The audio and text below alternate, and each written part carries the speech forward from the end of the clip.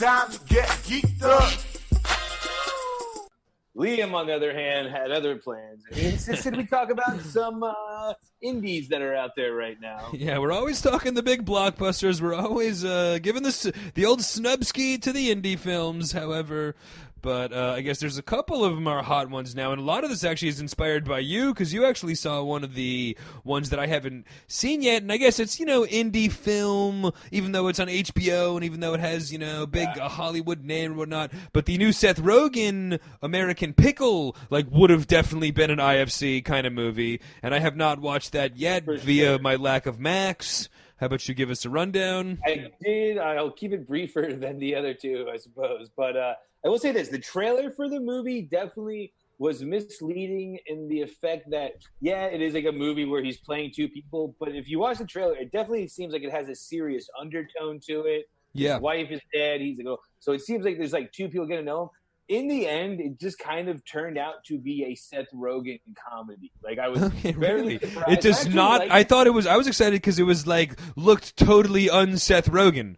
You know what I mean? Not goofy. What I thought going into it, and it kind of starts that way, and then it really is, without giving too much away, it's basically the two of them just doing battle against each other, them not liking each other. And, okay, I see. And it is a 1920s kind of situation, right? Early American. No.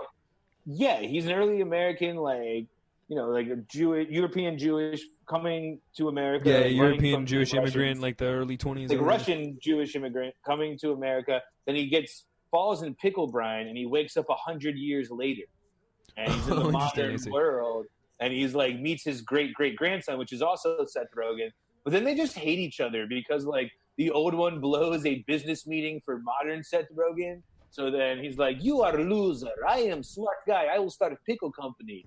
And they're just basically undermining each other the whole movie. It's like a fucking Curb Your Enthusiasm fucking episode of. Kind of, man. It more or less kind of had to feel like that. And in that aspect of it, I was like, oh, this isn't boring or pretentious at all. This is a dumb Seth Rogen movie. If only I would have known, I would have gotten way more high before this one. And I lit up a joint, I stroked my beard, and I enjoyed it for what it was. All right, so bong hits before American Pickle, I'd say. For sure. In classic Seth Rogen fashion.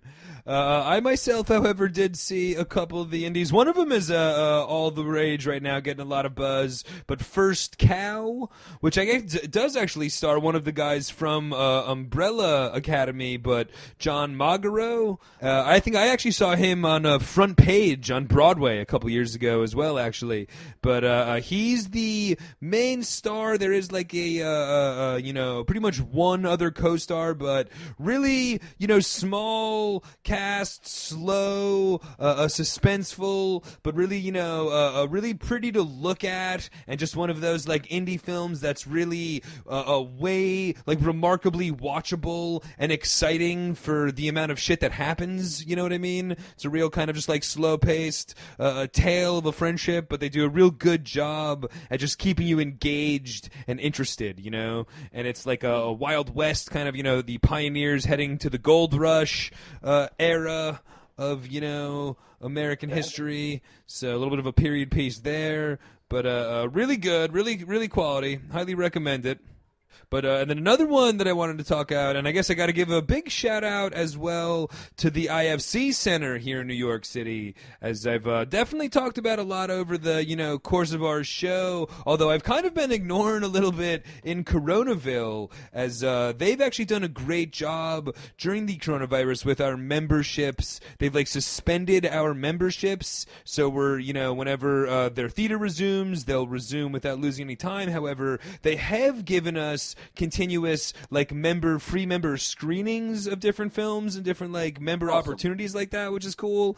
However, the opposite of Disney Plus. Yes, instead of exactly. charging you an extra $30, they're like, hey, we're going to hey, we appreciate you being a customer, and here's some movies to watch in the meanwhile. Yes, but I haven't been. I've been kind of snoozing on my my IFC membership screenings. However, this week I did check out the a membership screening of Sputnik, which was a super cool sci-fi thriller. It's actually a Russian movie, but a really, really cool, sci-fi action thriller, alien parasite tale.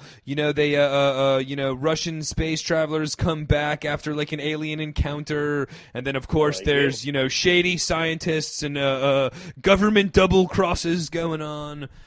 But really, really highly recommend as well, Sputnik.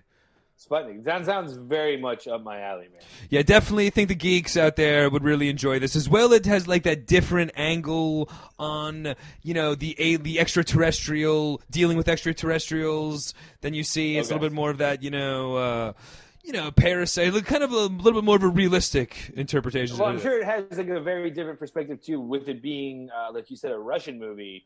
And just kind of like we've seen it done a million times, done to tears. The American, alien invasion movie. It's definitely different to see it, I guess, from like a different. That's very true. Yeah, of like how they would handle more of like kind of the hushness of it, maybe. Sure. Or like, it's good to see other countries being shady assholes for once, as opposed to just the American military covering up the obvious alien invasion.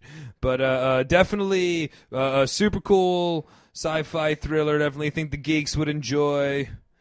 And I guess as well, a couple other docs that I saw. There's a really cool documentary called Good Trouble about John Lewis. The great, civil rights activist, and was he a governor or senator? Do you know? Just passed away. He just passed away. Yes, and didn't make our RIPs. Well, I mean, we weren't doing our Agent Ronnie break. He's sternly, thoroughly in the politician field. But if you're one of the bozos like me and Devin, perhaps over there, that need a little bit of like a recap on one of the great lives in American history, watch Good Trouble about John Lewis and just show how instrumental he was in the whole civil rights, like literally at the root of a lot of some of the most like foundational moments in American history, working with Dr. King and working with the civil rights leaders of the time, and being in a represented state official for the last 50 years or whatever. Super interesting. One of those lives that this should be the person that we know about and not Tom Cruise. Absolutely. Except for idiots like me and you obviously don't, so we have to watch the documentary. But that's why they make it. So we wouldn't have a podcast without it. Yeah, exactly. Let's face it, nobody would listen to the John Lewis podcast. All right, he was a great guy, but people want their comic book heroes. But no, in all honesty, Tom Cruise. Yeah, I mean the Tom Cruise documentary will probably be better. However, John Lewis is pretty good too. So, no, but in all honesty, definitely really recommend that as well in terms of really powerful and inspirational, and definitely the kind of story that you should know about. To be a proud American. So, and I'm as somebody that's known about it for fucking 3 days since I watched the documentary. Yeah. So, take it from me. It was a cool story to learn, So, like you were saying, man, they both seem like really good things. Sputnik, two very different things, and two like great things to definitely check out. And First Cow as well. 3 very different, an American Pickle as well, even, but all very diverse flock of indie films, but. Ooh, baby, it's time to get geeked up.